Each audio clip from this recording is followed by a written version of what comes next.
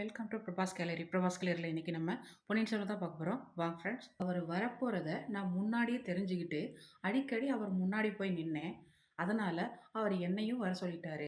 அவர் கொள்ளிடத்தோட வடக்கரையோட திரும்பிட்டாரு.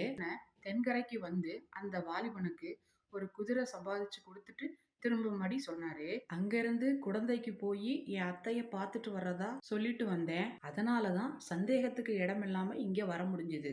சரிதான் சரிதான். இந்த வீர வைஷ்ணவனை பத்தி எப்படி தெரிஞ்சுக்கிட்டீங்க? கொள்ளிடத்துல படகு புறப்படக்கூடிய சமயத்துல இந்த வீர வைஷ்ணவன் வந்து படகுல ஏறிக்கிட்டா. கந்தமாறனோட சிநேகிதனோட பேசின சில வார்த்தைகள்ல இருந்து எனக்கு கொஞ்சம் சந்தேகம் வந்தது. அவனும் நம்மவனை சேர்ந்தவனோ அப்படின்னு. கொள்ளிடத்தோட தென்கரையில அவன் எனக்காக காத்துட்டு இருந்ததா தோணுச்சு. நம்முடைய அந்தரங்க சமீட்சைய வந்து நான் செஞ்சு காமிச்சேன். ஆனா அவன் புரிஞ்சுக்கவே இல்லை. அதுக்கப்புறம் தான் அவன் நம்மவன் இல்லை அப்படிங்கிறத நான் தீர்மானிச்சேன். நீர் செஞ்சது பெரும் பெசகு.